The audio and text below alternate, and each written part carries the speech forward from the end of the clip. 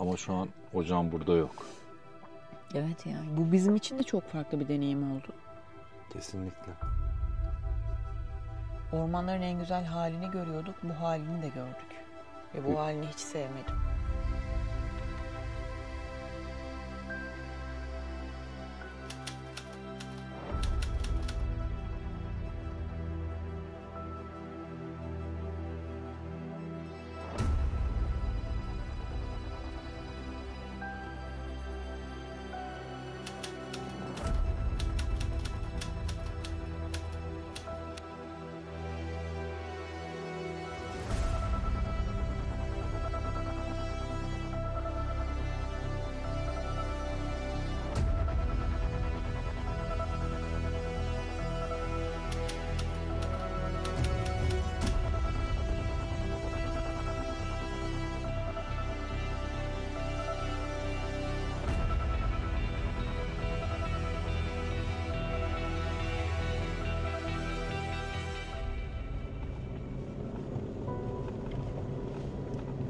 Bir taraf yanmış, bir taraf hala canlı.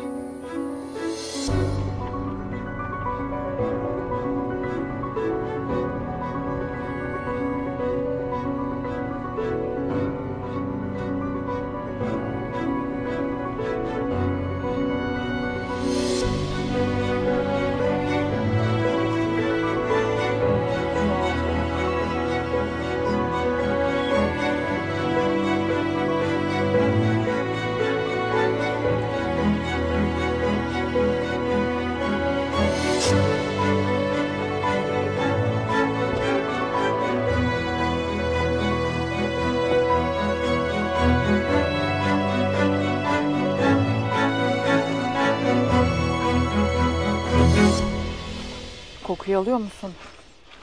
İs kokusu, yanmış kokusu. Şuna bak. Nasıl gitmişler? 12 gün olmuş burası yanalı. Hala kokuyor. Tek bir yeşil dal kalmamış. Yaprak dahi kalmamış.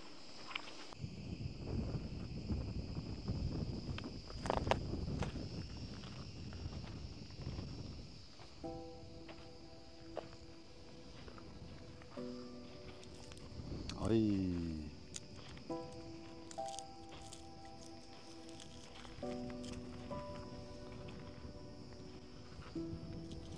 Kömür olmuş değil mi?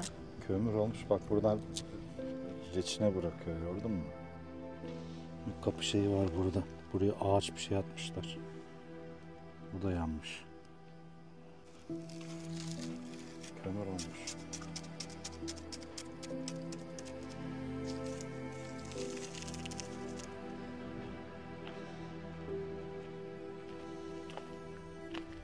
Aa, bu ne? Ha? Domuz gibi sanki. Dişine baksana. Önde bir tane diş var. Sivri dişi var. Arkası öğütücü. Evet. Şu dişten Aa, domuza şuradan bak şuradan. Gördün mü? Ana ağzı dişleri orası. Domuzmuş bu. Ha bak gene geldi. Isırıyor onlar ya. Ondan nasıl ısırıyor? Neyse. En azından yaşayan hayvanlar var. Böcekler var. Evet. Bandanan var. Ben de bunu tutuyorsun zannettim. Dur tutayım. Yok yok gerek kalmadı.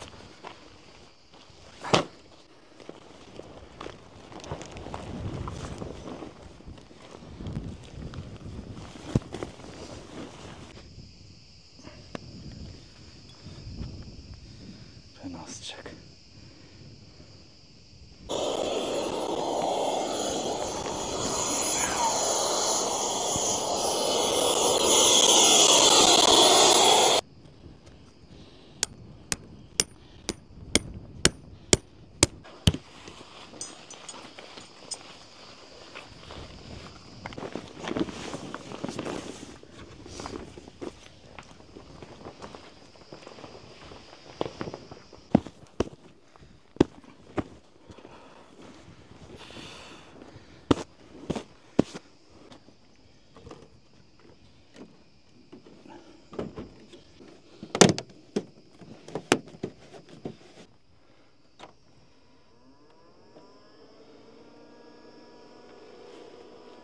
Nasıl terledin ya?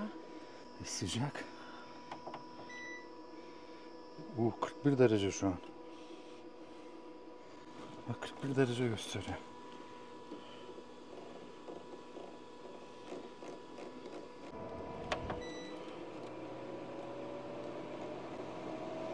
En şey 16 derece. Bak.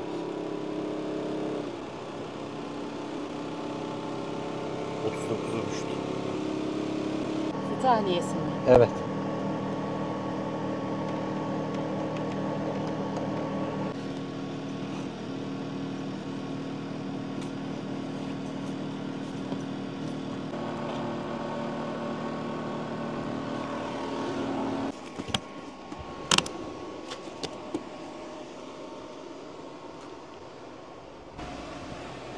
Güzel değil mi?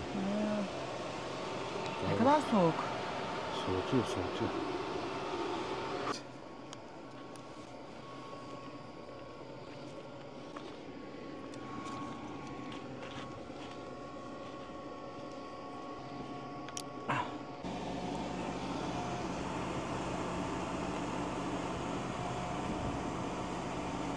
Ne güzel.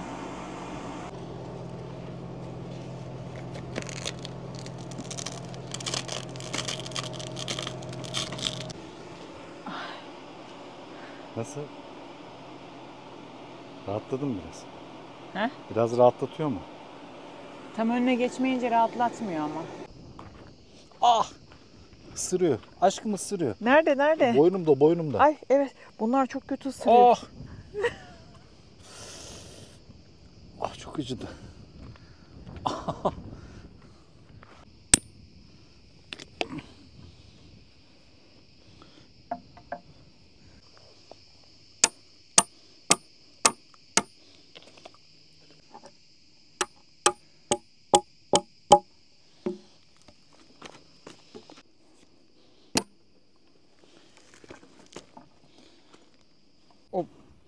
O böceklerden omzunda şu anda 2 tane daha var. İçine giriyor. Evet. Dur bir dakika. Çok alayım. çok çok ısırıyorlar. Gitti. Neymiş ki o böcek acaba? Çok fena ısırıyorlar. Can yakıyor bayağı. Yaktı işte boynum. Ha omuzumda da var.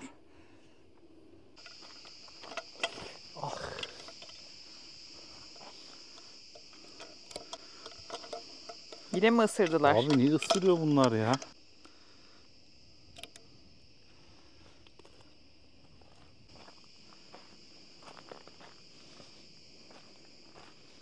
Baksana buramı nasıl kızarttı ısırınca. Beni de ısırdı. Bak. Benim de boynumu, şuralarımı ısırdı baksana. Hep aynı yeri ısırdı. Evet benim de boynumu ısırıyor. Vampir midir nedir?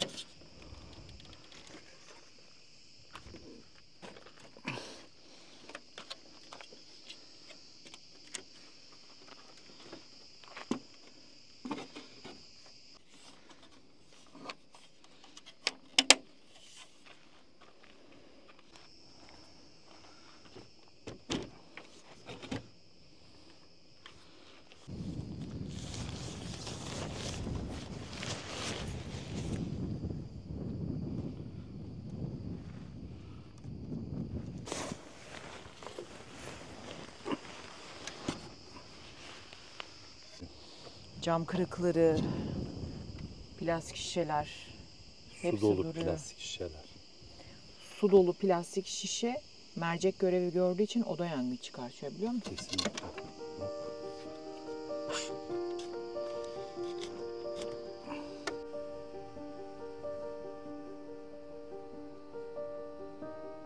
Hiç ses yok. Hiç canlı yok. Bir karıncalar var yerdeki. Bir de cırcır böcekleri ve karasinekler. Bir de ısıran böcekler var. Şimdi bu ormanın kendini toplaması kaç yıl alacak? Yeniden bunu işte bu yananları sökmeleri, dikmeleri şey yap en az 50 yıl.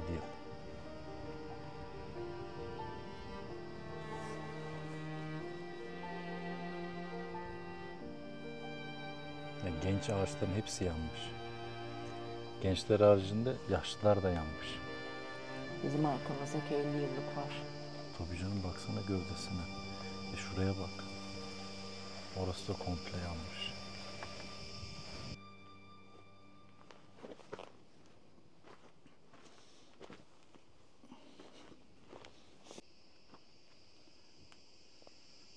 Şuna bak ya.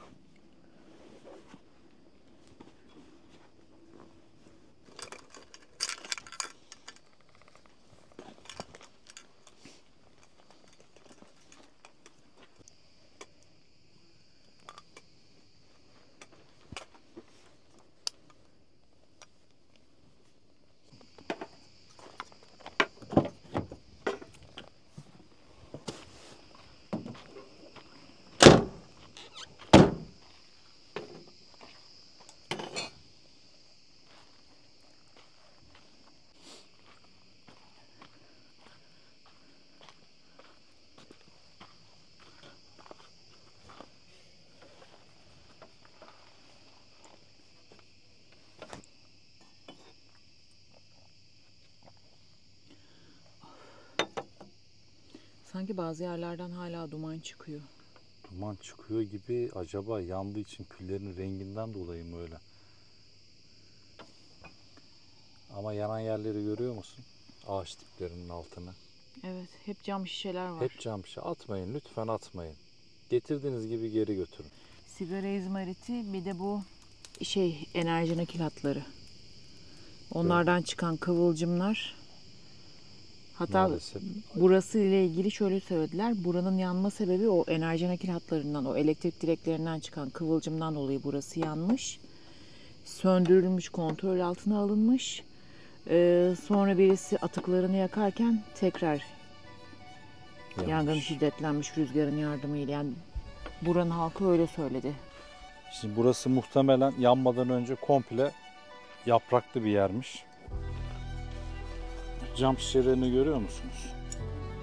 Bunları lütfen atmayın. Yanınızda getirdiğiniz gibi geri götürün. Mercek görevi görüyor ve bunlar da yangına sebep oluyor. Bakın. Görüyor musun?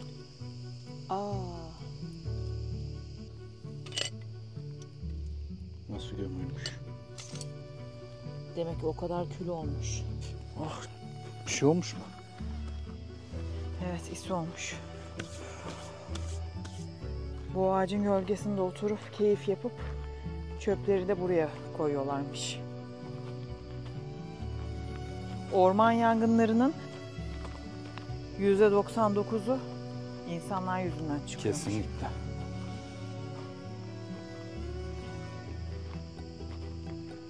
Güneş batınca ortam daha net görünüyor şu anda.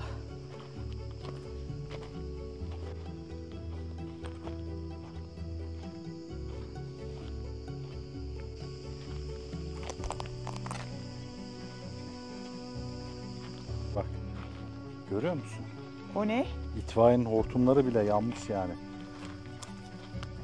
Nasıl bir şiddetli bir yangın çıktıysa Hortumlar bile tutuşmuş.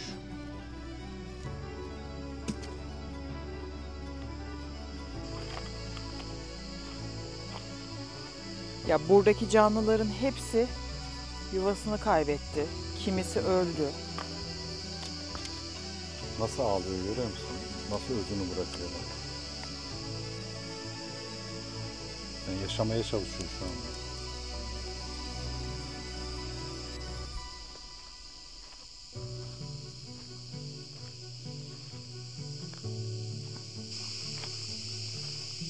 İs kokusunu alıyor musun? Alıyorum.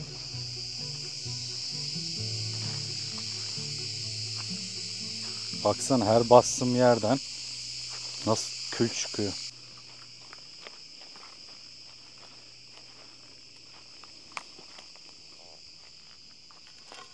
Kupkuru olmuş.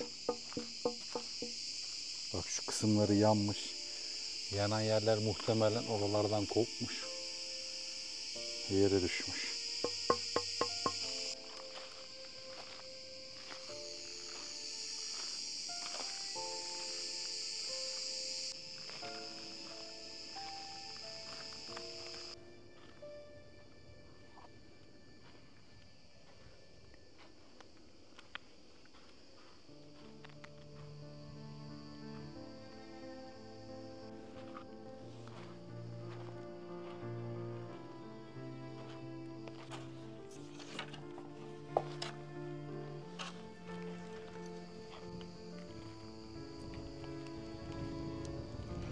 Bak nasıl devrilmiş okaliptüs ağacı. Şu taşı görüyor musun? Ya şu taş kolay kolay bu şekilde patlamaz. Kolay kolay taş patlamaz böyle. Gördün. Bunlar bir yerin sıcağa maruz kaldıysa.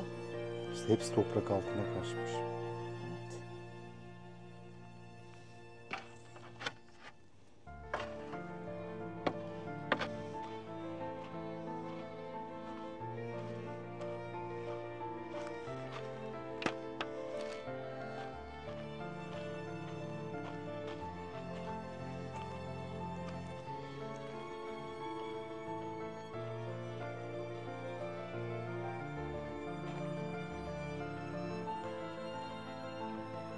Karıncalar kendilerine yeni Yuva yapmışlar.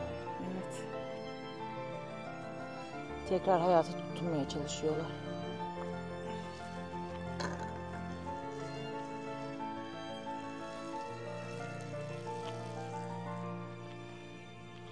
Su kalmış içinde. Bak hortum yanmış. Mecbur kesmişler hortumu. Kesip yeniden ek yapmışlar. Bir de bu tarlalarda anız yakma olaylarından da çok yangın çıkabiliyor. O da rüzgarın şiddetiyle komple ormanlara yayılabiliyor. Evet, kontrolü kaybediyorsun. Normalde kontrollü yakmaya çalışılan bir şey ama İşte rüzgarın şiddetiyle kontrolü kaybedebiliyorsun. O da orman yangınlarına sebep oluyor.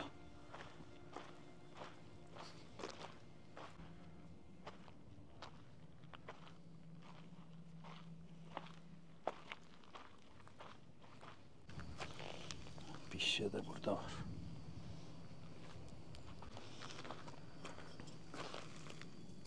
İşte bunlar da tehlikeli.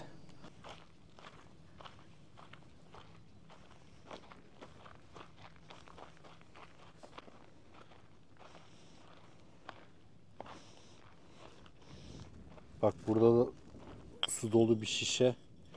Muhtemelen içi su dolu olduğu için yanmamış. İşte bunlar da aslında mercek görevi görüyor. Evet. Suyunu boşaltalım. Bunu da atalım.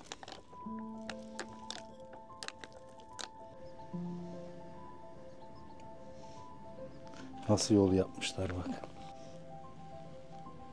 Evet. Ve hepsinin ağzında bir tohum var.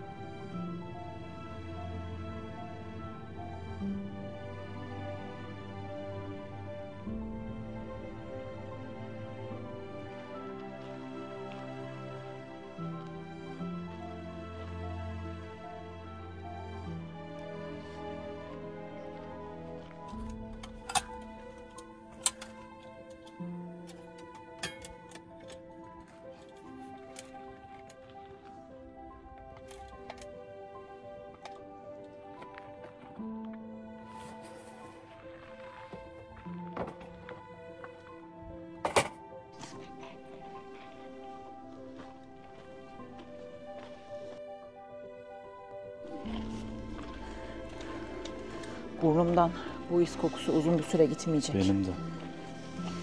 Hala kokuyor çünkü.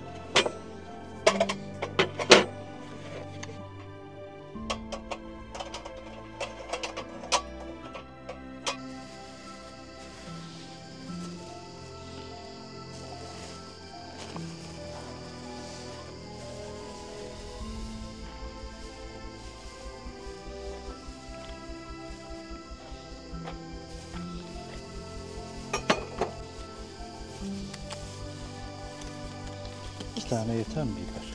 Yeter biber 2 tane, 2 tane domates, bir de soğan. Hop.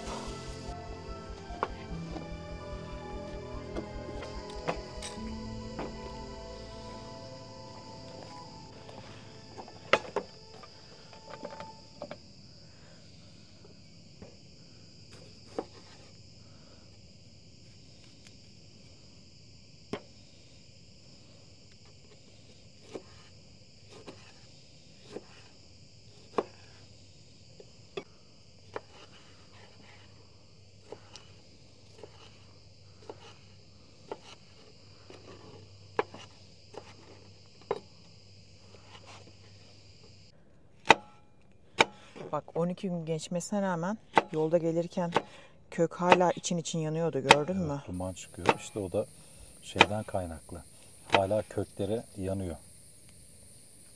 Bak bir kıvılcımla 868 hektar yanmış. Yani 1150 futbol sahası büyüklüğünde burası. Yazık, bu ekosistemin geri gelmesi, ağaçların kendini toparlaması en az 50 yıl. Evet. Birçok hayvan bu yangınla birlikte ölüyor. Tabii Ve birçok hayvan da yer değiştiriyor işte.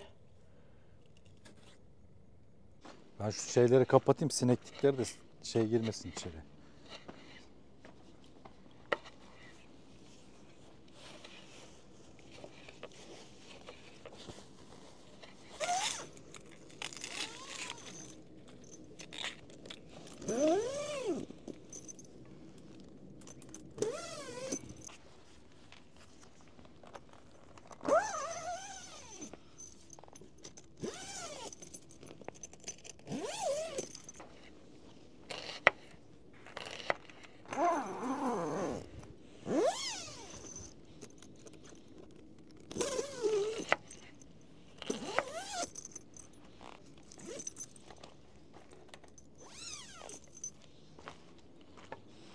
Üf, fena soğan koktu.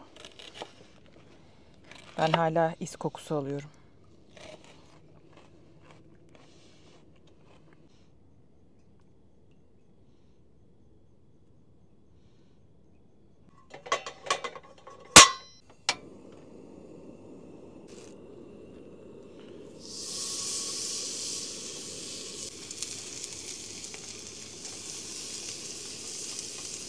Ah.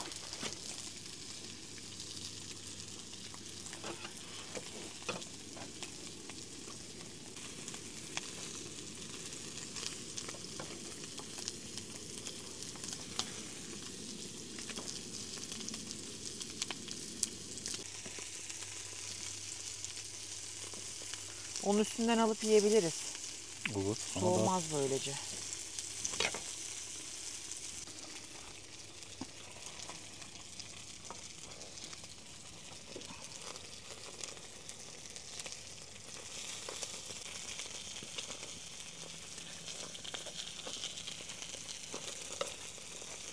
Kaşık vereyim mi? Yok.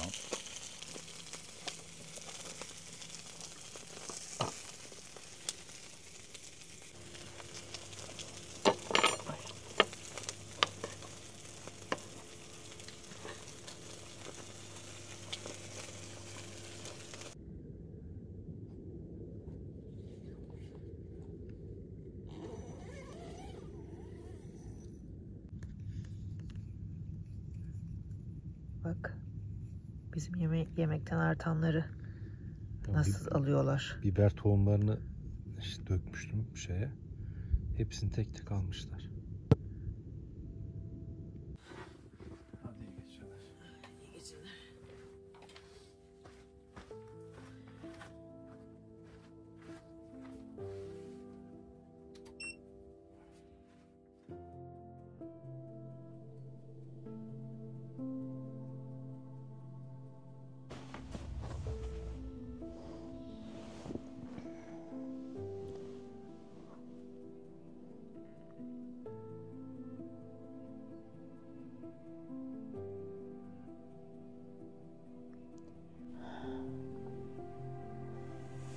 aşkım.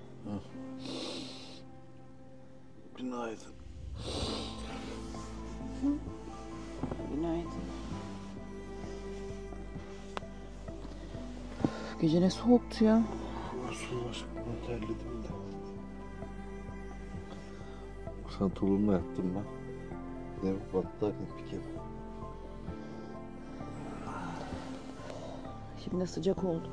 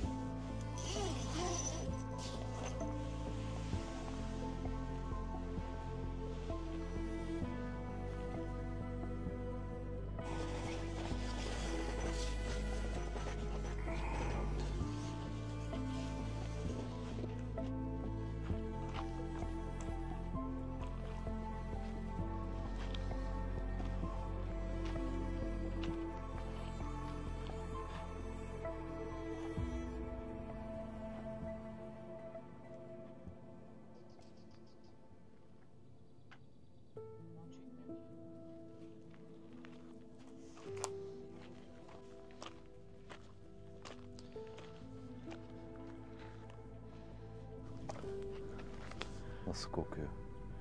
Hala o is kokusu çok yoğun bir şekilde geliyor. Dün rüzgarla biraz dağılıyordu da bugün hiç rüzgar yok. Sigara, izmarit. İşte bunlar da yangına sebep oluyor. Yolda giderken arabadan böyle sallanıyor. Bir şey olmaz deniyor ama birinci sebeplerden birisi neredeyse bu.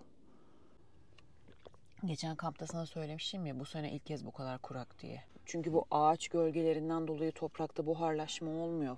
Yani çok fazla buharlaşma olmuyor. Nem içeride kalıyor. İçeride kalıyor, o da akarsulara karışıyor. Bir de bu sene geçen seneden Daha hızlı oldu.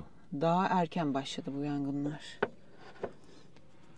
Ama gerçekten içler acısı. Zaten şu koku var ya, sabaha kadar soluduğumuz bu koku, dünden beri soluduğumuz bu koku. Bunu bir solusalar Ne demek istediğimizi o zaman anlarlar. evet, daha dikkatli olurlar. Kesinlikle. Kimse izmaritini atmaz, çöpünü atmaz, cam kırıkları bırakmaz. Kesinlikle. En azından ellerinden geldiğince ormanlarımızı korurlar. Yani bu nesilden nesile aktarılacak olan bir şey aslında. Evet. Yeşil, doğa gerçekten can. Ama şu an o can burada yok. Evet yani. Bu bizim için de çok farklı bir deneyim oldu. Kesinlikle. Ormanların en güzel halini görüyorduk, bu halini de gördük. Ve bu halini hiç sevmedim. İçler acısı dediğim gibi. Hadi toplanalım. Lütfen daha dikkatli olalım.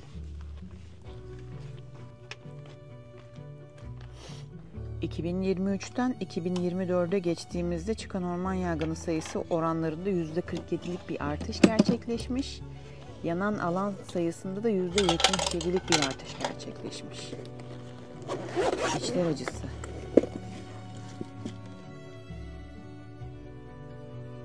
Bak yeşil gördüğü için mi geliyor acaba? Bilmiyorum ama bu yapay çiçek. Keşke gerçek yeşil olsaydı.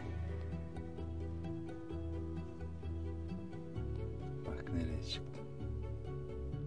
Enerji nakil hatlarından çıkan yangınlarda %22'sini kaplıyor, biliyor musun orman yangınlarının? Ya o da şeyden kaynaklı işte enerji nakilat yüksek gerilim hattı Kıvılcım atıyor. ısınıyor. Isındığı zaman da kıvılcım hattında etrafındaki otları yakıp orman yangınına sebep olabiliyor. Bu soluduğumuz is kokusu sağlığa zararlı, biliyor musun? Evet. Ciğerlerim işledi zaten şu an. Evet, benim de.